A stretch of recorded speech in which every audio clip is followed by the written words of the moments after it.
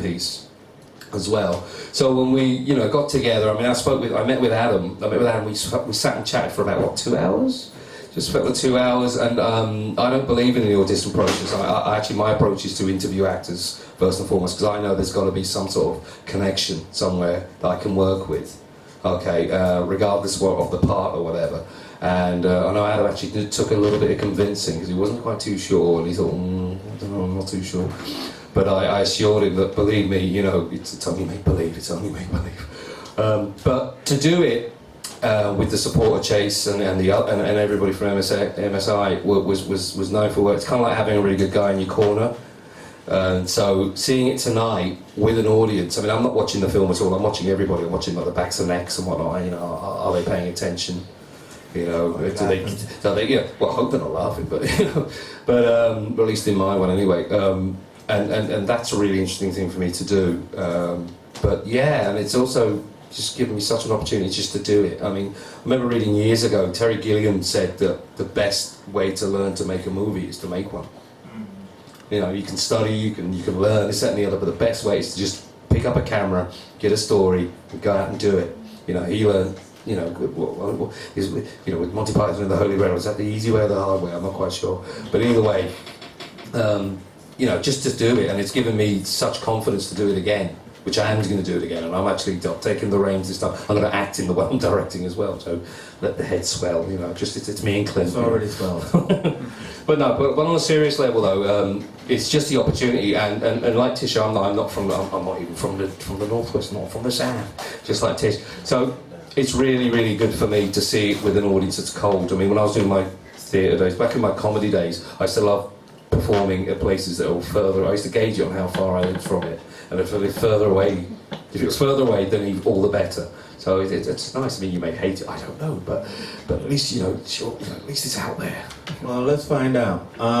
You know, I know this is the hard part where we always like throw it out to the audience and everything. So, anybody have any questions? I know there was like a succession of 12 films all at once. You might not remember any one in particular, but hopefully with us talking about the actual process of how we made the films, maybe somebody has a question around that. Anyone? You should have left some people in the audience so they could raise their hands, right? My mother was busy. Oh yeah, right. Good stuff. Right, okay. That's okay. I mean, it's all good. Do we actually have any filmmakers in the audience tonight? Yeah. Okay. Can I just ask then? Did you do Chuggers? I didn't do Chuggers. I Keith the Chuggers. Was it sort of reworking of that film with that Irish actor Colin Farrell? Yeah. Seemed to be right. I thought it was, you know, in some ways it was better than that because it was just a few minutes. Yeah. So Matt wrote it, I directed. Yeah. Yeah, well, it's Chuggers is actually part of a longer story. But I was saying earlier on, we're going for this. It wasn't done in the phone booth, but it seemed a bit similar to what. But it's a similar kind of idea. People said it's actually a good concept. You could actually. It was. I thought it was for a short film. I thought it was very good actually. Yeah, I mean that's what I was trying to think of is just trying to do a twist on the robbery idea, and the idea is, you know, could you rob someone without actually getting caught? And of course, the idea with that is if the guy grabbed the girl and said, "Right, I've got you," well, she's not actually threatened him. So he willingly hands over his wallet to this girl who, you know, there's no evidence to prove she would do it, and I thought that would be a nice little twist. So I wrote a longer piece, which is about the couple and what happens. But for the 0151 Festival, I wanted to look at sort of like a 2.5 minute segment of it, and this is the instigating, the plot point, the twist on it. So I focused on that for the story, and Keith and I worked on the script, and that's what you saw. So I think it's a nice sort of twist because, you know, it could go many different ways, and hopefully when you're watching it, you weren't too sure how it was going to turn out. Well, the story they had a gun in the end, didn't he? The victim of he had a gun. Well, yeah. The idea is, you know, they get away with it, but then they picked the wrong guy. The guy with the gun. Yeah.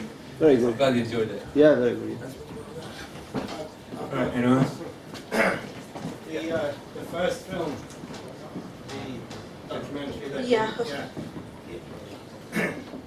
you were asking, you were discussing about the writing process, and there was a lot of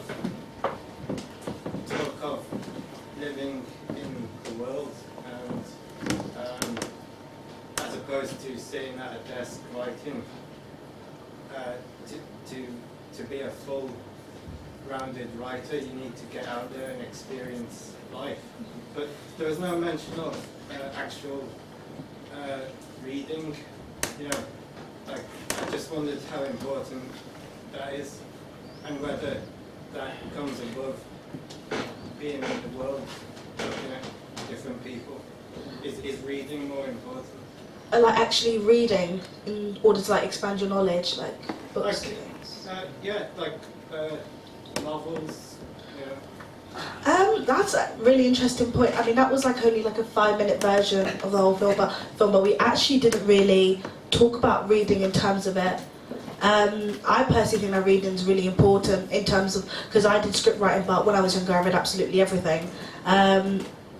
But we didn't actually talk about it, but in terms of like discussing it with my director, we did say it was something that we took out only because we wanted to concentrate on what the scriptwriter was feeling, what he was thinking, the world he explored, and then also the background of the scriptwriter. For example, when we interviewed Chase, he spoke about when he used to write at school and things like that, but it was something that we explored but we took out. And I also wanted to talk about explore the experience of the scriptwriter within making a film and being part of a film experience and having to interact with directors and producers, because I found even with this experience it is hard to let go, I think, of the script that you really enjoy or you really want to stay true to, and to push it away. But that was more what I wanted to talk about and explore within television or film, or even just making a film with your friends, really.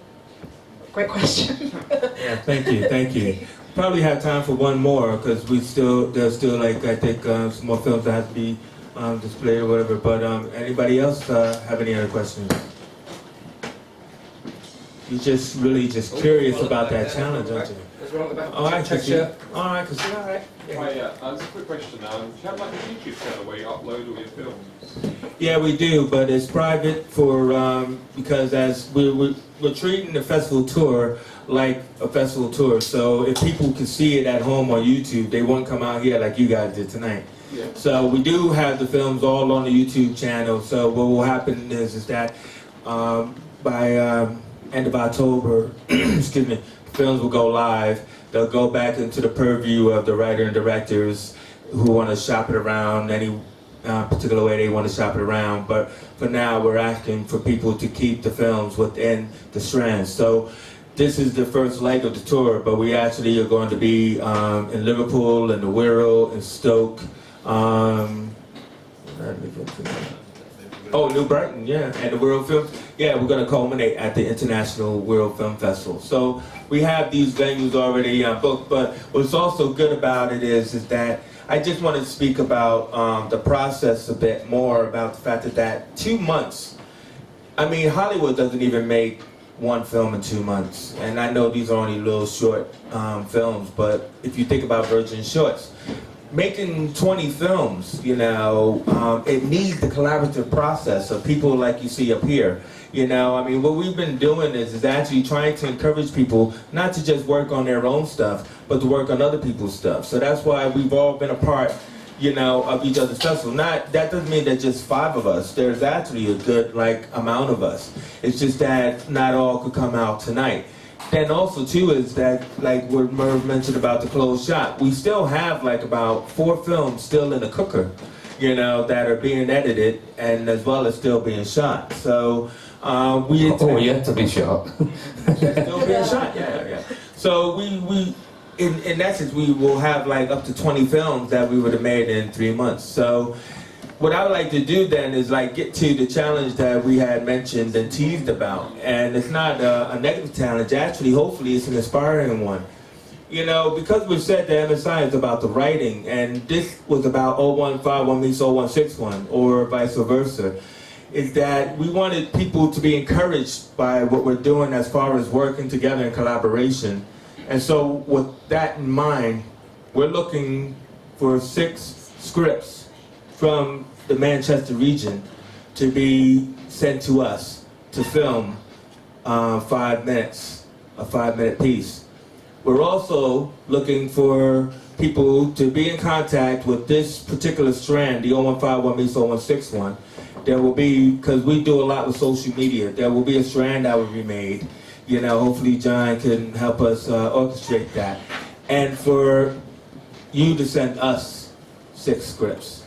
So what we're trying to say is, look, you know, we're continuing the 0151, and we're actually, you know, so we're looking for scripts and we're looking for that collaboration, because we're inviting Manchester to one of our final festivals in Liverpool. So that's at a place called the Camp and Furnace in the Baltic Triangle. So that's on October 18th. You know, it's hopefully be a big event, but by then we would have trimmed some of the films down. So out of the 20, we expect to probably have like about, you know, 5 or 6 of the best. And then we hope to also introduce some of the Mancunian films as well. So we want you to be excited. That's why we're filming this. And then utilizing our social media, it will be out there. So the challenge is not made to just the people in this room, but it'll be also made to filmmakers in the northern region. You know, be involved as an actor, as a writer, as a producer. You know, when you see our show, what you saw there was like the first kind of like webisode of the Creative Roundtable. We plan on filming several of those. So that's going to be like a YouTube series as well. So it would be really good to get a Manchester Roundtable together, you know. So it's up to you. That's all we can say. It's up to you to be involved and recognize that MSI is the future. So anybody want any final things to say, Matt? Yeah, just to really reiterate what Jason just said is, we found that working collaboratively, we've produced all these films which would never have existed before. And we've, you know, we're showing it around. So it'd be great to expand that collaborative offer to you and say, if you can, for the script writers out there, if you can write 6 scripts and send it to Liverpool, and you can see a Mancunian script in Liverpool style and vice versa, and it'd be interesting to see how that experiment would work, how you know, you would interpret a Liverpool script, and yeah, but it's not, yeah, but it's also it's the factor that it's the factor that. Not like, oh yeah, let me do a script about Everton. It's the factor of just that we have Liverpool writers, you have Manchester writers. So 0151 meets 0161. Again, with Matt's idea about the 2 minutes and 31 seconds, 0161 would be 2 minutes and 41 seconds. So what we're saying is, in combining that, we're asking for 5-minute films. So we're just really asking for you to take 6 of our scripts with your filmmakers and writers and whatever, and workshop them the way we do, where we take them to the 3rd draft before we film them. That's the very important part about the 3rd draft. We're not about somebody coming in saying, this is my script, man, you got people who could film it and all that kind of stuff, and let's go out and do it and waste and all that time. We're asking for people to workshop their scripts, get the opinions of an actor and a writer and a director, and have them support you into, hey, where that script can go. So that's what I mean, that's the main thing really, is the ethos of how we're doing it. yeah. So the gauntlet's been thrown down, so we want to hear from you. Okay. Well, thank you very much for watching. 0151 meets 0161. Can I just say that if people find the Merseyside Script Initiative Facebook page, they can join it and post some comments about tonight. Yeah, please do. You know, so it's all good. Thank you very much. Okay, once again, thanks very much to the Merseyside Script Initiative, Chase, and all his guests, filmmakers, fellow filmmakers, writers and directors and actors. Thank you everybody.